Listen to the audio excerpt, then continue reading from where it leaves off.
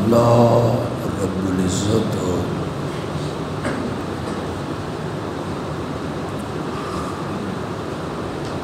اپنے نبیوں کے ساتھ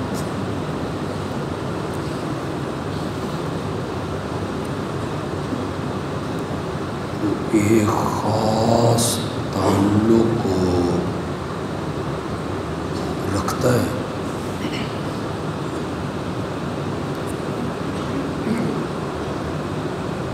ان پر وحی اترتی ہے۔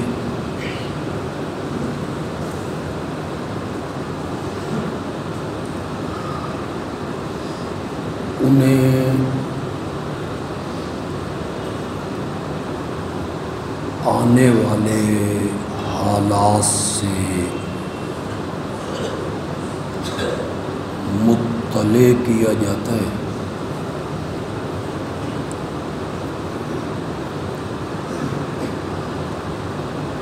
اللہ کی وحی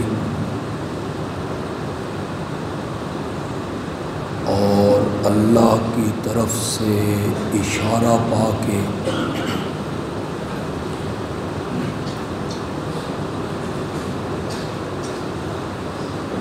وہ پیشن گوئیاں کرتے ہیں۔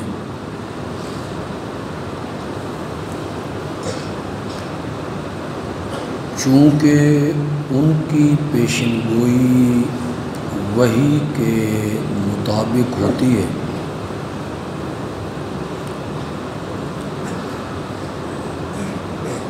اس لیے ان کی پیشن گوئی ہر حالت میں پوری ہو کر رہتی ہے۔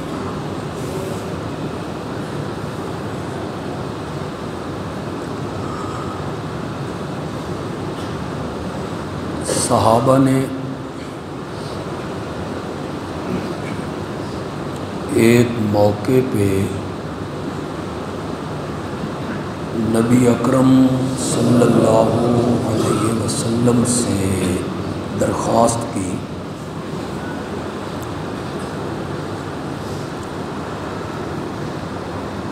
کہ ہمیں بھی بتایا جائے کہ منافق کون کون سے لوگ ہیں۔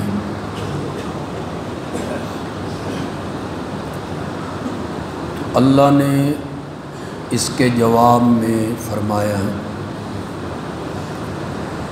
ما کان اللہ لیطلعکم علی الغیب، اللہ ایسا نہیں ہے کہ وہ تمہیں غیب کی خبریں بتاتا پھرے، وَلَٰكِنَّ اللَّهَ يَجْتَبِي مِن رُّسُلِهِ مَن يَشَاءُ، اللہ غیب کی خبریں بتانے کے لیے اپنے نبیوں کو چنا کرتا ہے۔ یہ سورۃ آل عمران کی آیت ہے۔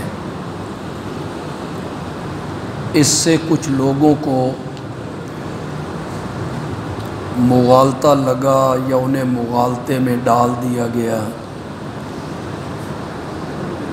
اور انہوں نے اس آیت سے انبیاء کے لیے علم غیب ثابت کرنا شروع کر دی،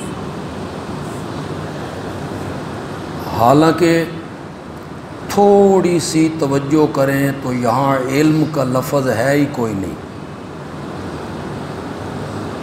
یہاں لفظ ہے ما کان اللہ لیطلعکم،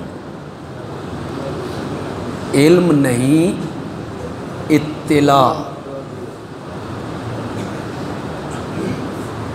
اللہ ہر ایک کو غیب کی خبروں پہ اطلاع نہیں دیتا، غیب کی خبروں پر اللہ صرف اپنے نبیوں کو اطلاعیں دیتا ہے۔ علم غیب بالکل الگ چیز ہے اور اطلاع علی الغیب بالکل الگ چیز ہے۔ زمین و آسمان جتنا فرق ہے، لیکن اچھے خاصے پڑھے لکھے علماء تک اس فرق کو نہیں سمجھتے۔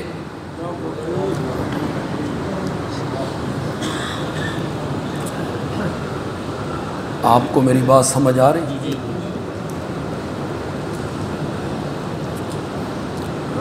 ایک بہت بڑا نام ہے ہمارے ملک میں، ماضی قریب میں ہوئے،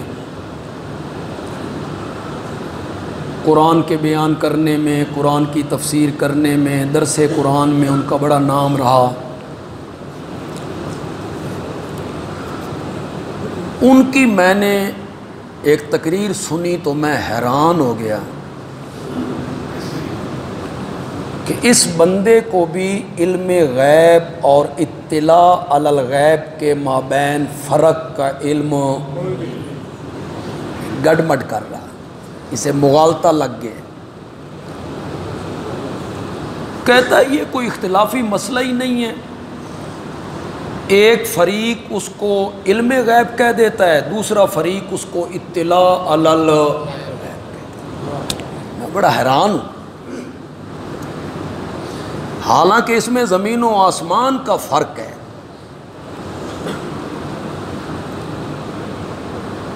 علم غیب ہے کلی اور محیط،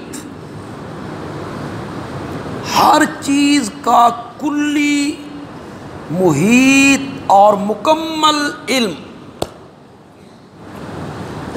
اس کائنات میں درخت کتنے،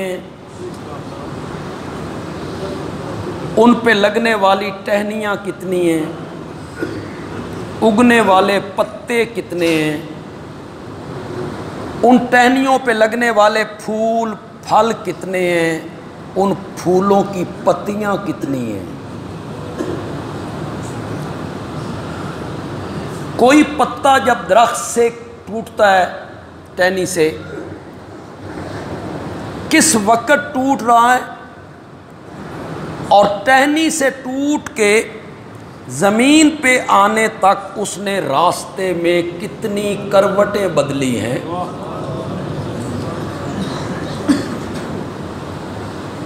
پت جھڑ کا موسم ہو اور افریقہ کے جنگل ہوں، ایک سیکنڈ میں کروڑوں پتے جھڑ رہے ہوں، ہر پتے کا علم ہو۔ اس کائنات میں صحرا کتنے ہیں، ریت کے ذرے کتنے ہیں، ان کی تعداد کتنی ہے، سمندر کتنے ہیں، دریا کتنے ہیں، نہریں کتنی ہیں، ندیاں کتنے ہیں، نالے کتنے ہیں، آبشاریں کتنی ہیں، چشمے کتنے ہیں، ان میں پانی کے قطرے کتنے ہیں،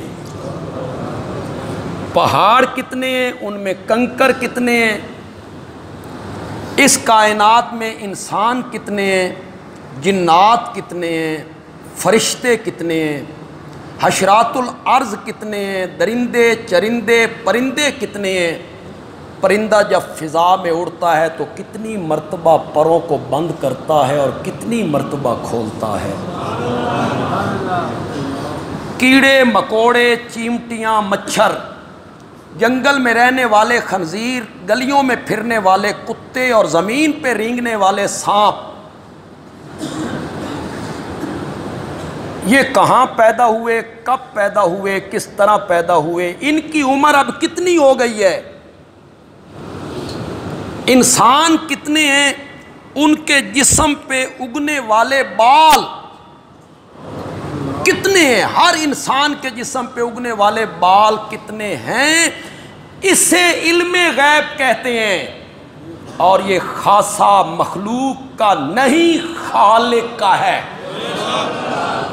یہ ہے علم غیب، یہ کسی کو حاصل نہیں ہے۔ ہاں، اس میں سے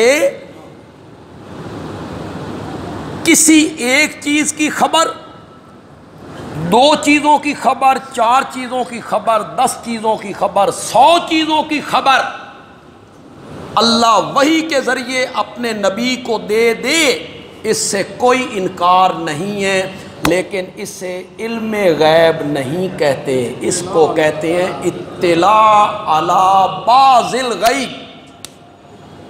سمجھ بھی آئی کہ کون نہیں آئی؟ کلی علم، تم کہتے ہو ہر چیز کو جانتے ہیں، عالم الغیب ہے، عالم ما کان و ما یکون ہے، ہمارے حالات سے واقف ہیں، ہر چیز کو جانتے ہیں، تم یہ کہتے ہو پڑھو آیت الکرسی۔ قرآن کہتا ہے وَلَا يُحِيطُونَ بِشَيْءٍ مِّنْ عِلْمِهِ إِلَّا بِمَا بِشَيْءٍ، شے کیا ہوتی ہے؟ اس پہ نون تنوین کا قلت کے لیے ڈال دیا، بِشَيْءٍ،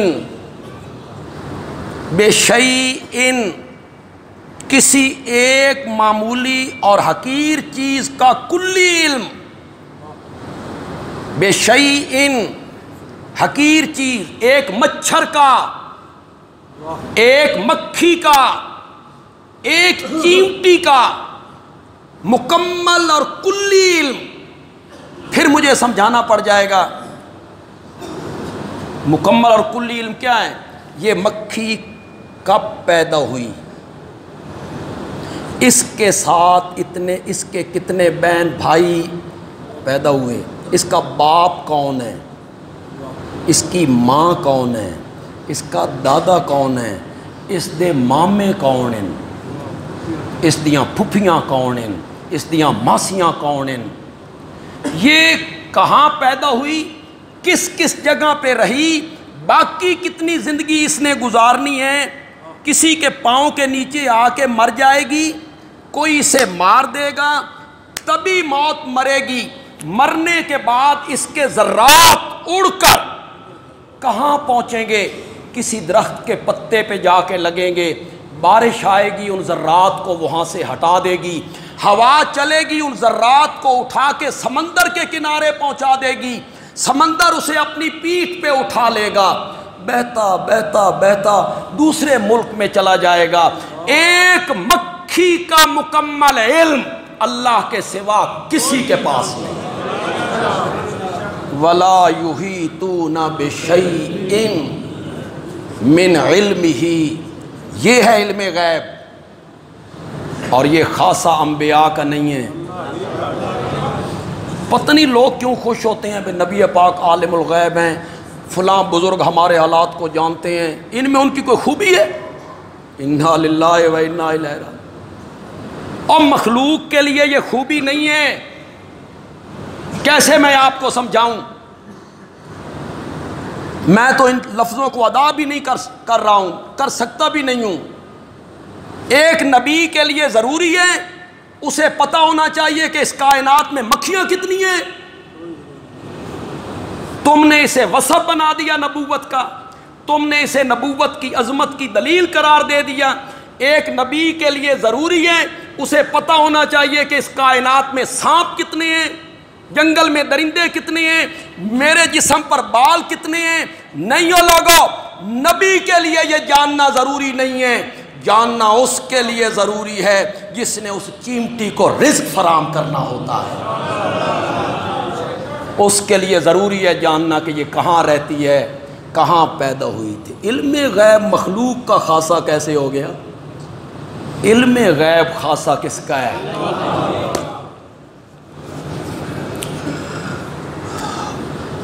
کہنا پتہ نہیں میں کیا چاہتا تھا، بات شروع کی تو ادھر نکل گئی۔ اللہ اطلاع دے دے، کیوں بھائی؟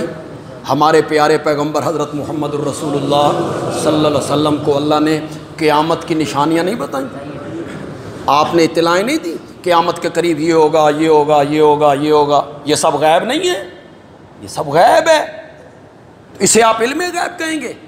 نا، اس کو آپ کیا کہیں گے؟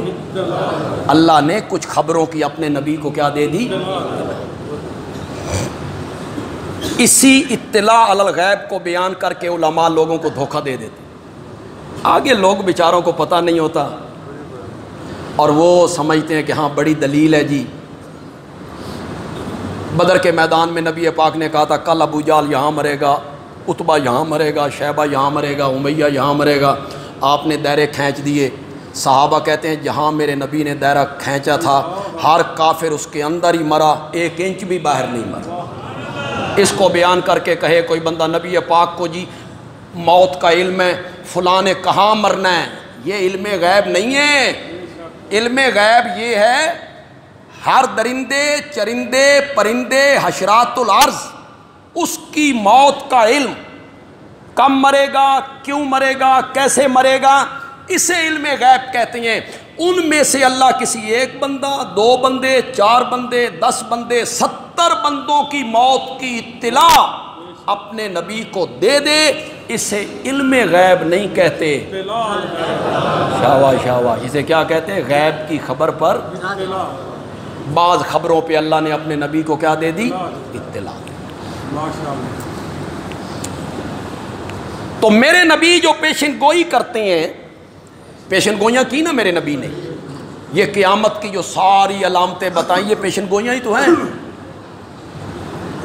ہر گھر میں ناچنے والی ہوگی، ہر گھر میں گانے والی ہوگی، میری امت کی عورتیں کپڑے پہننے کے باوجود ننگی ہوں گی، عورتیں سر پہ ایسے چوٹی بنائیں گی جیسے اونٹ کی کوہان۔ اب آپ بازاروں میں رہتے ہیں، ہم تو کبھی بازار زیادہ گئے نہیں، آپ بازاروں میں دیکھتے رہتے ہیں ہماری مائیں بہنیں بیٹیاں کپڑے پہننے کے باوجود ان کا ایک ایک عضو کیا ہوتا ہے؟ تو جو میرے نبی نے فرمایا وہ پورا ہو رہا۔ یہ پیشن گوئی ہے، میرے نبی کی ہر پیشن گوئی سچی ہے، لوہے پہ لکیر ہے۔ خدا گواہ ہے، میرا یہ نظریہ ہے، میرا یہ نظریہ ہے کہ سورج اپنی روشنی کھو سکتا ہے اور چاند بے نور ہو سکتا ہے، ستارے ٹوٹ سکتے ہیں، سمندر اپنا راستہ بدل سکتا ہے، پہاڑ اپنی جگہ سے سرک سکتا ہے، تقدیر بدل سکتی ہے اور تدبیر ٹل سکتی ہے، محمد عربی کی کوئی بات غلط نہیں ہو سکتی ہے، نہیں ہو سکتی۔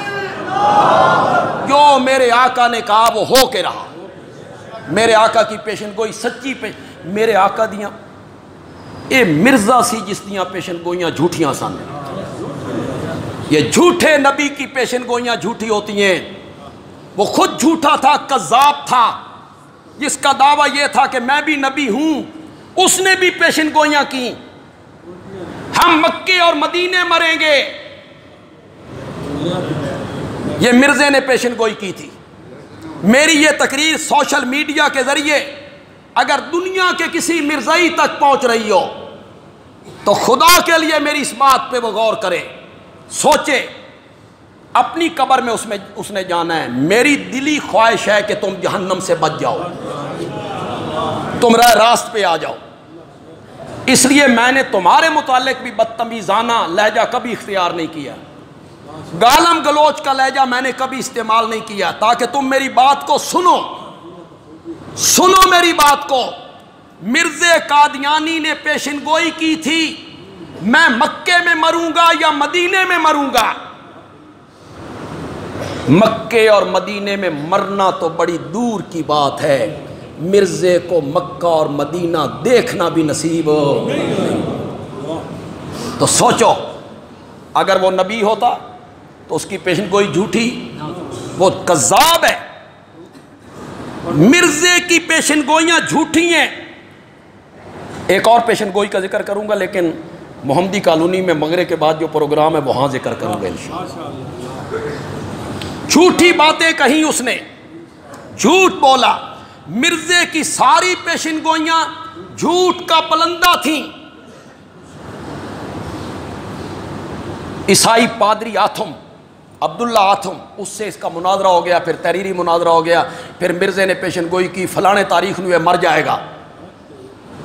پھر جو تاریخ قریب آئی تو پھر تسبیحاں پڑھنے لگ گیا بھئی یا اللہ اس نو مار، یا اللہ اس نو مار، یا اللہ اس نو مار. وہ نہیں مریا. انہوں نے ہاتھیاں تے جلوس کڈیا امرسر. انہوں نے کہا بول. اس کو منہ چھپانے کی جگہ نہیں ملی تھی. انجام آتھم کتاب پڑھیے مرزے کی، جو اس نے انجام آتھم کے نام پہ لکھی تھی. جو پیشن گوئی اس نے کی وہ جھوٹی تھی، اور جو پیشن گوئی آمنہ کے لال نے کی وہ سچی تھی. میرے آقا کی ہر پیشن گوئی سچی تھی. مکے سے ہجرت کر کے جا رہے ہیں، چھپ کے جا رہے ہیں، بھاگ کے جا رہے ہیں، کسی نو پتہ نہ لگے. پیچھے سے اعلان ہو گیا جو ان دونوں کو پکڑ کے لائے، زندہ لائے یا مردہ لائے، 200 اونٹ دیں گے. اس زمانے میں اب بھی 200 اونٹوں کی بڑی قیمت ہے یار. اور اس زمانے میں حضرت عمر رضی اللہ تعالیٰ عنہ خلیفہ بننے کے بعد کہتے تھے واہ میرے مولا، کبھی میری خواہش ہوتی تھی کہ میرے پاس 100 اونٹ ہوتے، اور آج تو نے مجھے آدھی سلطنت کا حکمران بنا دی. 100 اونٹوں کی خواہش تھی. جو دونوں کو لے کے آئے نبی اور ابو بکر، 200 اونٹ دیں گے. جو دونوں میں سے کسی ایک کو لائے، نبی کو لائے تب 100 اونٹ، ابو بکر کو لائے. اور نہیں سمجھے ہو یار. ہمارے ملک میں بھی یار جب قیمتیں لگتی ہیں، جن لوگوں کو کہا جاتا ہے یہ دہشت گرد ہیں، ان کو پکڑو، پکڑ کے لاؤ. کسی کے سر کی قیمت 50 لاکھ لگتی ہے، کسی کی 40 لاکھ، کسی کی 25 لاکھ، کسی کی 10 لاکھ، کسی کی 5 لاکھ، کسی کی. کیوں؟ فرق ہے نا. یہ ان میں کیا فرق ہے؟ یہاں ایک نبی ہے، دوسرا اس کا امتی ہے. ایک امام ہے، دوسرا مقتدی ہے.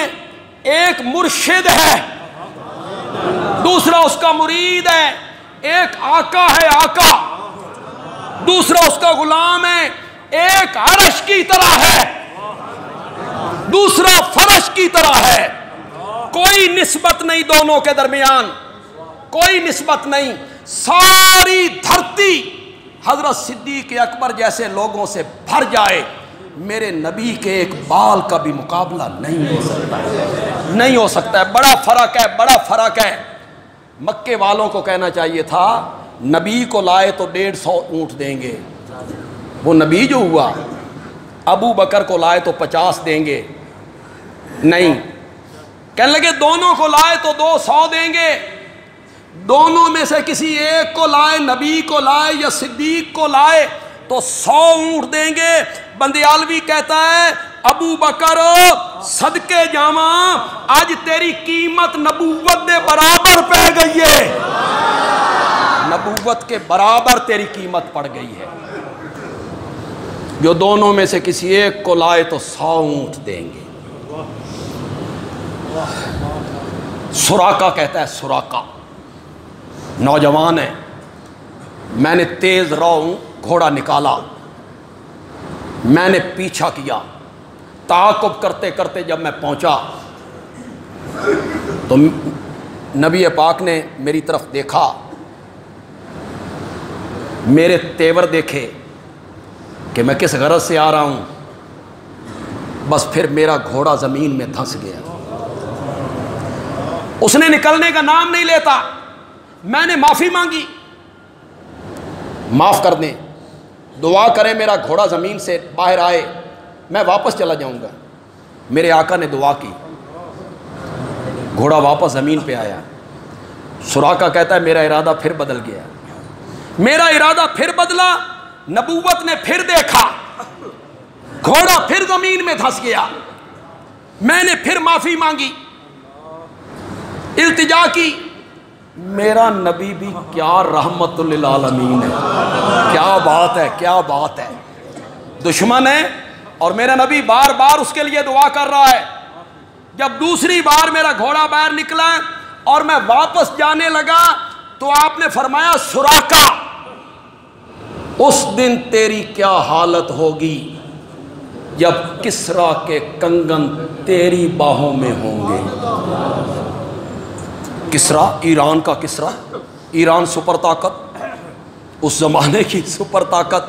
میں حیران ہوں کہ بندہ خود بھاگ کے جا رہا ہے، چھپ کے جا رہا ہے، ساتھی محدود ہیں، طاقت اس کے پاس کوئی نہیں.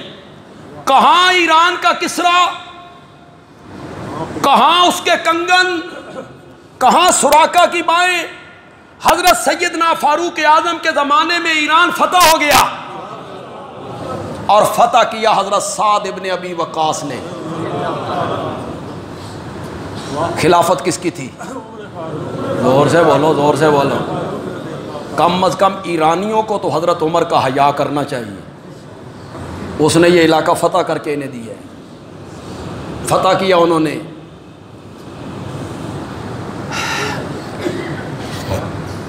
اسی کی تو پھر آگے کہانی بناتے ہو کہ یزدجر کی بیٹی تھی شہر بانو، تم نے کہانی بنائی. اس بادشاہ کی بیٹی تھی یزدجر کی شہر بانو، وہ لونڈی بن گئی. لونڈی بن کے جب مدینے آئی تو حضرت عمر نے کہا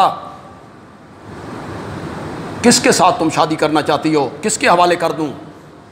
انہوں نے حضرت حسین کی طرف اشارہ کیا. حضرت عمر نے اس کا نکاح حضرت حسین سے کر دیا، شہر بانو کا. اسی کے بطن سے حضرت زین العابدین پیدا ہوئے.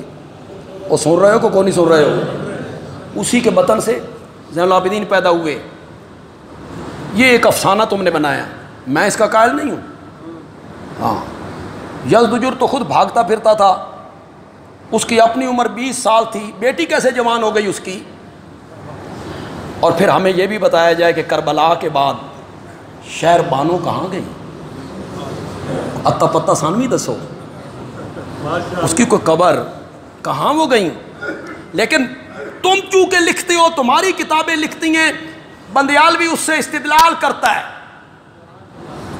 انہی کے مطلب کی کہہ رہا ہوں، زبان میری ہے، بات ان کی، بات تمہاری ہے، بات تمہاری ہے. شہر بانو کے بطن سے زین العابدین پیدا ہوئے. زین العابدین سے سیدوں کی نسل چلی. کیوں بھائی سیدوں کی نسل کس سے چلی تھی؟ بولتے کیوں نہیں ہو؟ زین العابدین سے سادات کی نسل چلی. زین العابدین کی ماں کا نام شہر بانو ہے. ایران فتح ہوا تو یہ لونڈی بن کے آئی. اگر حضرت عمر کی خلافت درست نہیں، اگر وہ خلافت ظالمانہ ہے، غاصبانہ ہے، تو ان کا جہاد کیسا؟ اور اگر وہ جہاد نہیں تو پھر لونڈیاں کیسی؟ اور اگر پھر لونڈیاں صحیح نہیں تو نکاح کیسا؟ حضرت عمر کو مان جاؤ، سادات کی نسل پہ رحم کرو، سادات کی نسل پہ رحم کرو. حضرت عمر کو مانو کہ وہ امیر المومنین ہیں، وہ خلیفۃ المسلمین ہیں، اس کی خلافت بھی برحق، اس کا جہاد بھی برحق، اس کی جہاد میں آنے والی لونڈیاں بھی برحق، اس کا نکاح پڑھانا بھی برحق. مال غنیمت آیا، حضرت عمر نے اسے تقسیم کرنا شروع کیا. اور جب کسریٰ کے کنگن حضرت عمر کے ہاتھ میں آئے تو حضرت عمر نے پکارا سراقہ کہاں ہے؟ اور وہ کنگن سراقہ کی باہوں میں ڈال. میرے نبی نے جو کہا وہ ہو کے رہا. جس وقت کہہ رہے تھے کسی کے وام و گمان میں بھی نہیں تھی. یہ ساری تمہید میں نے کیوں باندھی؟ آپ کہیں گے کہ میں اس اپنے اصل موضوع سے پیچھے ہٹایا ہوں. نہیں، یہ ساری تمہید میں نے باندھی اس لیے ہے، میرے نبی جمعے کے دن خطبہ دے رہے ہیں، مسجد نبوی، سامنے دروازے سے میرے نبی کے نواسے حضرت حسن رضی اللہ تعالیٰ عنہ داخل ہوئے. یہ میرے نبی کے بڑے نواسے ہیں. حضرت علی رضی اللہ تعالیٰ عنہ کے بڑے بیٹے ہیں، یہ داخل ہوئے. میرے نبی منبر سے اترے، اپنے نواسے کو باہوں میں لیا اور باہوں میں لے کر میرے نبی نے کہا ان ابنی ھذا سید، یہ میرا بیٹا سردار بیٹا ہے۔ سید کا معنی کیا ہے؟ سید کا معنی ہے سردار۔ ان ابنی ھذا سید، یہ حسن میرا بیٹا سردار بیٹا ہے۔ لعل اللہ ان یصلح بہ بین فئتین عظیمتین من المسلمین، ہو سکتا ہے اللہ میرے اس بیٹے کے ذریعے مسلمانوں کی دو جماعتوں کے درمیان صلح کروا دے گا۔ یہ میرے نبی نے پیشن گوئی کر دی، کس کے لیے؟ اپنے نواسے کے لیے، حضرت حسن کے لیے، اس کے ذریعے اللہ صلح کروائے گا۔ پھر سن 40 ہجری میں حضرت علی رضی اللہ تعالیٰ عنہ شہید ہو گئے۔ ان کی شہادت کے بعد ان کے بڑے بیٹے حضرت سیدنا حسن رضی اللہ تعالیٰ عنہ مسند خلافت پہ آ گئے۔ حضرت حسن اپنے والد صاحب کو بھی یہ کہتے رہتے تھے کہ بابا اے جڑے ساڑے سجے کھبے لوگ نے نا، اے وفادار۔ حضرت عثمان رضی اللہ تعالیٰ عنہ کو شہید ہو گئے، پھر انہوں نے حضرت علی سے مدینہ چھڑوا دیا، گھیر گھور کے کوفے لے آئے۔ تو حضرت حسن والد صاحب سے بھی یہ بات کہا کرتے تھے۔ اب سارا اقتدار حضرت حسن کے پاس ہے، تو حضرت حسن کو مجبور کیا ان لوگوں نے معاویہ سے جنگ کرنی چاہیے۔ انہوں نے کہا ایک گوت ہے میدان ٹرو، دو ہاتھ کر لینے۔ ادھر سے حضرت معاویہ نے حضرت حسن کو ایک خط بھیجا جو انہی لوگوں نے لکھا تھا کہ اگر ہم گھیر گھار کے حسن کو لے آئیں اور زندہ گرفتار کروا دیں تو ہمیں کیا ملے گا؟ حضرت حسن کے پاؤں تلے سے زمین نکل گئی، جن پہ تکیہ تھا وہی پتے۔ میرے ساتھ کیا باتیں ہیں، اور ادھر حضرت معاویہ کو خط لکھ رہے ہیں۔ حضرت حسن نے معاویہ کی طرف پیغام بھیجا کہ میں صلح کرنا چاہتا ہوں، کس شرط پر؟ کہ اگر خلافت آپ کا حق ہے تو وہ آپ کے سپرد ہو جائے، اور اگر خلافت میرا حق تھا تو میں نے اپنی مرضی سے وہ حق آپ کو دے دیا، میں خلافت سے دستبردار ہو جاؤں، دستبردار ہو جاؤں۔ سچی بات ہے، میں حضرت معاویہ کی بہت وکالت کرتا ہوں، اس لیے نہیں کہ میری کوئی رشتہ داری ہے، صرف ایک زاویے سے ان کی حمایت کرتا ہوں کہ وہ میرے نبی کا صحابی، اور صحابی کا دامن داغدار نہیں، ورنہ میں حضرت معاویہ کو حضرت علی کے برابر تو کجا نہ، کہاں حضرت علی اور کہاں معاویہ، کوئی جوڑ نہیں۔ وہ بچوں میں پہلا مومن ہے، وہ بدر احد کا غازی ہے، وہ خندق کا ہیرو ہے، وہ بہت اس کی گود نبوت کی جھولی میں ہوئی، اس کی پرورش نبوت کی۔ حضرت علی بہت اونچے، حضرت علی بہت اونچے، صرف معاویہ نہیں، پہلے 3 صحابہ کو چھوڑ کر صحابہ سمیت ساری امتوں سے حضرت علی افضل ہے، یہ اہل سنت کا مسلک ہے۔ حضرت معاویہ کی جو وکالت کرتے ہیں اس لیے نہیں کرتے کہ ہم حضرت علی کو گھٹانا چاہتے ہیں، انا للہ، نہ کوئی حضرت علی کے متعلق بھی بکواس کرے، ہم حضرت علی کا بھی دفاع کریں، اور اس ناطے دفاع کریں گے کہ وہ میرے نبی کا صحابی۔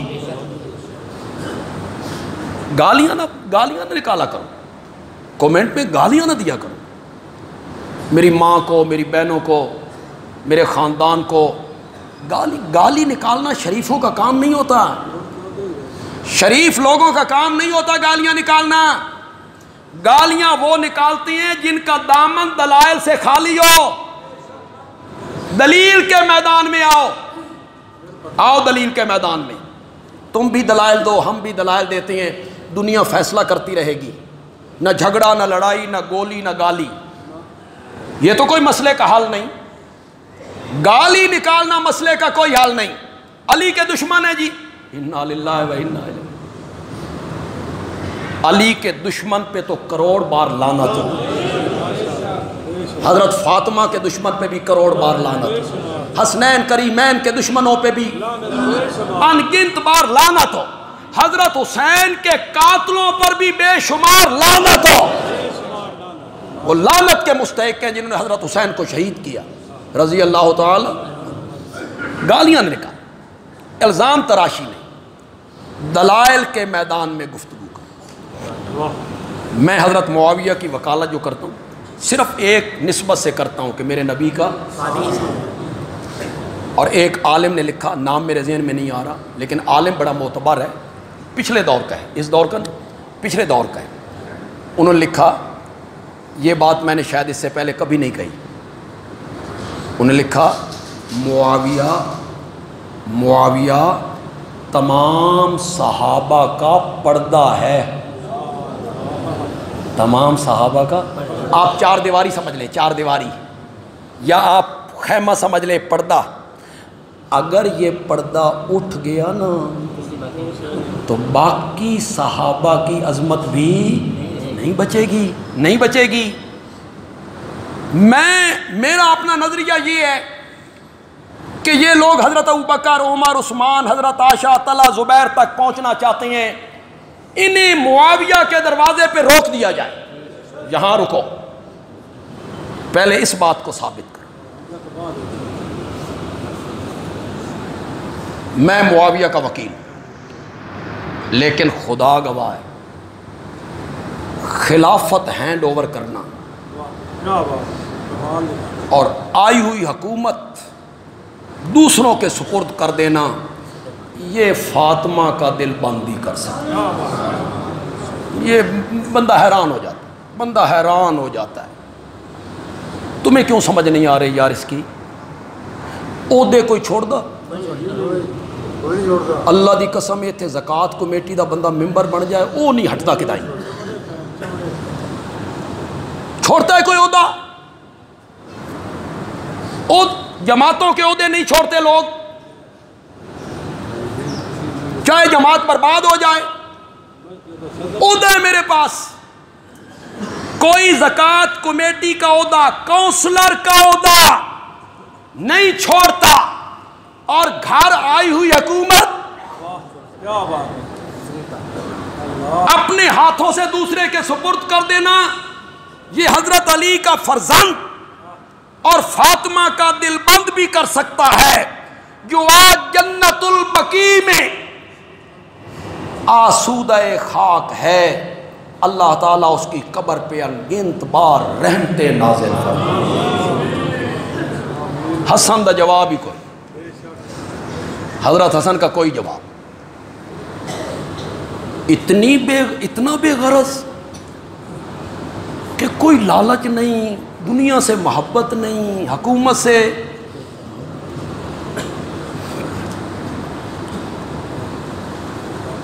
خلافت میرا حق ہے تو میں آپ کو دینا چاہتا ہوں۔ حضرت معاویہ بھی بڑی مدت سے تیار بیٹھے تھے، انہوں نے ایک سفید کاغذ پہ دستخط کیے اور حضرت حسن کی طرف بھیجا، جو شرائط آپ لکھنا چاہتے ہیں شرائط آپ لکھ لیں، مجھے منظور۔ یہ میں فریقین کی کتابوں سے پڑھ رہا ہوں، یہ نہیں کہ میں یوں ہی بولتا چلا جا رہا ہوں، نہ، دونوں مسلک کی کتابیں اس بات کو نقل کر رہی ہیں۔ حضرت حسن رضی اللہ تعالیٰ عنہ نے کچھ شرائط لکھی، اب بیعت ہونی ہے، لوگوں کو پتہ چلے، سلو ہو گئی ہے. حضرت معاویہ نے کہا میں کوفے آ جاتا ہوں. کوفے، آپ وہاں کوفے میں تو بیعت ہو جائے گی. حضرت علی کے فرزندوں نے کہا آپ کوفے کیوں آتے ہیں؟ ہم دمشق تیرے گھر میں آ کر تیرے ہاتھ پہ بیعت کریں گے. رجال کشی 3 صدی کا عالم ہے. رجال کشی کا صفحہ 101 کتاب میرے پاس ہے. گالی نہیں نکالنی، اس حوالے کو جھٹلانا ہے. کہو کہ یہ حوالہ غلط ہے، دلیل سے بات کرو. میں دلیل سے بات کر رہا ہوں. کتاب کا نام کیا ہے؟ رجال. علامہ کشی. یا تو انکار کرو کہ یہ ہمارا عالم نہیں، چلو، یا کہو کہ معتبر عالم نہیں. 3 صدی کا عالم ہے، اس کی کتاب ہے رجال. اس کے صفحہ 101 پر یہ ساری حقیقت لکھی ہوئی. دونوں بھائی اپنے کمانڈر کو لے کر دمشق پہنچے. سارا دمشق کی استقبال کے لیے باہر نکل. نبی کے نواسے آئے ہیں، علی کے شہزادے آئے ہیں. حضرت حسن اور حضرت حسین کے بارے میں جو عقیدت ہر کلمہ پڑھنے والے کے دل میں ہے، اس سے انکار ممکن نہیں ہے. اگر ان کے بارے میں دل کے اندر بغض، اسلام کی نہیں منافقت کی نشانی ہے. منافق بندہ حضرت حسن اور حضرت حسین سے بغض رکھ سکتا ہے، مومن بندہ ان سے بغض کیسے رکھے گا؟ دمشق کی جامع مسجد میں اکٹھ ہو گیا. حقائق بڑے کڑوے ہوتے ہیں لیکن ماننے پڑتے ہیں. تیری کتابیں کہتی ہیں حضرت حسن نے معاویہ کو منبر پہ بٹھا دیا، جسے تم گالیاں نکالتے رہتے ہو. خود نیچے بیٹھ گئے. منبر پہ کون بیٹھا ہے؟ سب سے پہلے حضرت حسن کی بیعت ہوئی، اس کے بعد حضرت حسین نے بیعت کی. یہ بیعت کے لفظ پہ کل بلانا نہیں ہے، اس کا جواب دینا ہے. جذبات اپنی جگہ پہ ہوتے ہیں، عقیدت اپنی جگہ پہ ہوتی ہے، جذبات بھی، لیکن کل بلانے سے کچھ نہیں ہوتا. اس حقیقت کا انکار کرو یا جواب دو. حضرت حسین نے بیعت کی، حضرت حسن نے بیعت کی. ان کا کمانڈر، اس کا نام ہے قیس ابن سعد ابن عبادہ. یہ بھی میرے نبی کا صحابی ہے. یہی قیس ہیں، بہت اونچے درجے کے صحابی ہیں. حضرت علی کی فوج کے کمانڈر ہیں اور حضرت حسن کی فوج کے بھی کمانڈر ہیں. یہی قیس اسلام کا پیغام لے کر کابل آئے تھے، کابل تک آئے تھے. یہی قیس آئے تھے. اور جب اس نے کہا تھا کابل کے بادشاہ نے قتل کر دو، تو حضرت قیس نے ایک جملہ کہا تھا اس بھرے دربار میں. کہاں دمشق، کہاں کابل؟ ایک جملہ کہا. اس نے کہا راجا بات سن، قتل کروانا چاہتا ہے خوشی سے کروا دے، لیکن ایک بات یاد رکھ، جس زمین پر مومن کا خون گرتا ہے وہاں محمد کا پرچم ضرور لہرا کے رہتا ہے. تو اگر مجھے قتل کروائے گا تو اس دھرتی پر اسلام کا پرچم ضرور لہرائے. یہ بہت اونچے درجے کے صحابی رضی اللہ تعالی. ان کے والد بھی صاحب، یہ بھی صحابی ہیں، ان کے والد بھی صاحب. حضرت قیس سے کہا گیا کہ آپ کمانڈر ہیں، اٹھیں بیعت کریں. کل تک تو یہ لڑتے رہے، پھر ذرا دماغ فوجی ہے تو جنگجو دماغ ہے، تو میں بالکل رجال کشی کی عبارت پڑھنے لگا ہوں. وہ سنا کے مجھے یاد ہو گئی. ورنہ میرا حافظہ اتنا قوی نہیں ہے. جب کہا نا قیس کو اٹھو معاویہ کے ہاتھ پر بیعت کرو، فالتفت قیس الی الحسین، قیس نے دیکھا کس کی طرف؟ آنکھوں آنکھوں میں بات کی. کبھی آنکھیں وہ کچھ کہتی ہیں جو زبان نہیں کہہ سکتی، آنکھیں کہہ دیتی ہیں. آنکھوں آنکھوں میں کہا تسی بیعت کر لئیے، اے بتھیریے من چھڑ دیو، من رہن دیو، تو آڈی ہو گئی ہے بیعت، ٹھیک ہے. فالتفت قیس الی الحسین، علامہ کشی کہتا ہے فقال الحسین، تو قیس کی نگاہوں کو دیکھ کر سیدنا حسین رضی اللہ تعالی عنہ نے کہا قم یا قیس،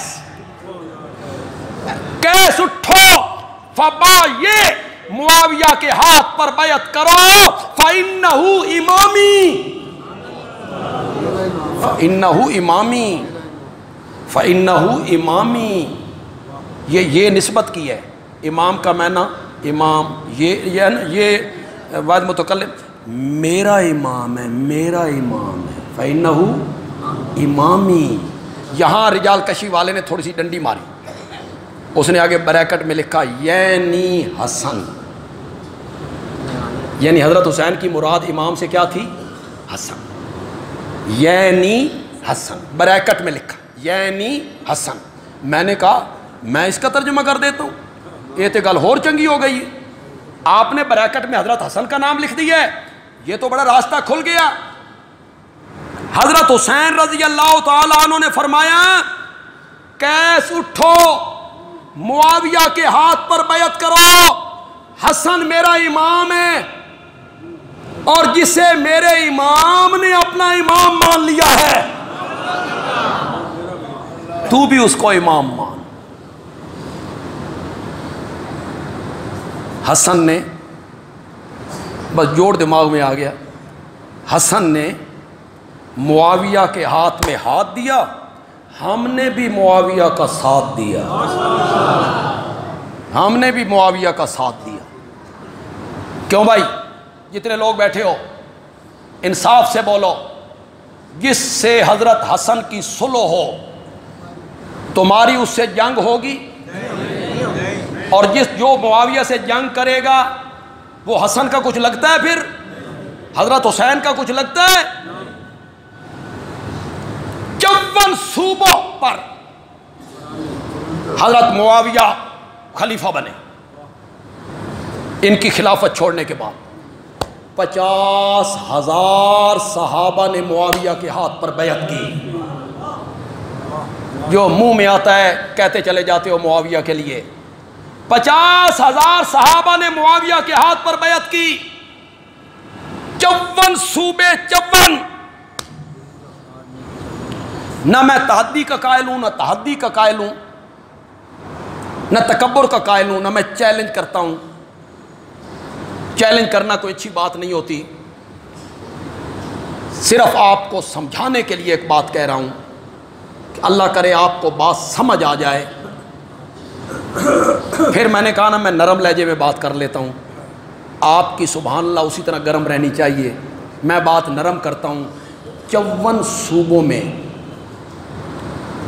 اللہ اکبر، مکہ، مدینہ، مصر، ایران، عراق، شام، اللہ اکبر، افریقہ، 54 صوبوں میں کوئی ایک مومن دکھاؤ جس نے معاویہ کی بیعت کا انکار کیا.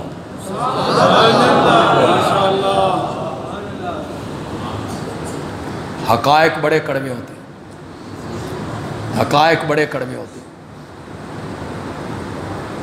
حضرت علی رضی اللہ تعالیٰ عنہ خلیفہ برحق ہیں، ان کی خلافت خلافت راشدہ ہے، ان کی خلافت خلافت برحق ہے کہ کوئی نہ؟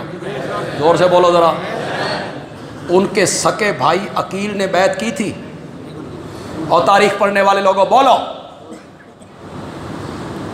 وہ تاریخ بڑی پڑھتے ہوتے، یہ نہیں پڑھتے. سکے بھائی حضرت عقیل نے بیعت کی تھی، حضرت طلحہ نے کی تھی، حضرت زبیر نے کی تھی، حضرت عائشہ نے کی تھی، اس کے باوجود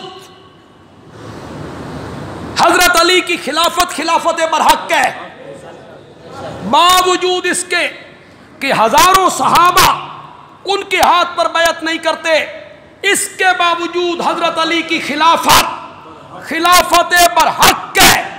معاویہ کی خلافت کو برحق کیوں نہیں مانتا جس کے ہاتھ پر 54 صوبوں کے مومنوں نے بیعت کی تھی؟ اسے کیوں برحق نہیں مانتا تو؟ یہ مضمون میں نے بہت سارے جمعوں میں بیان کی اور یہ جمعے محفوظ ہیں۔ میں نے حضرت معاویہ کی صحیح تصویر آپ کے سامنے پیش کی۔ جمعے میں وقت کی قلت جو ہوتی ہے یہ پاؤں کی زنجیر بن جاتی ہے۔ ایک ہمارے محلے میں 1-2 فوتگیاں ہوئیں۔ ایک تو ہمارے ساتھی تھے، میرے والد صاحب کے مقتدی تھے، ہمارے لیے وہ بزرگ تھے، عبد الکریم گجر، بڑی لمبی عمر پائی، بڑے مواحد تھے، ان کا انتقال۔ اللہ تعالیٰ ان کی مغفرت فرمائے، اللہ انہیں جنت میں اعلیٰ مقام دے۔ ان کے بیٹوں نے اور ان کے پوتوں نے ان کی جس طرح خدمت کی، اللہ تعالیٰ ہر بندے کو ایسی اولاد اور پوتے عطا کرے۔ انہوں نے بڑی خدمت کی، اپنے والد صاحب کی، اپنے دادا کی، ان کی بہوؤں نے، ان کی بیٹیوں نے۔ خوش قسمت آدمی تھے کہ خدمت کرنے والے بچے ملے، خدمت کرنے والے پوتے ملے۔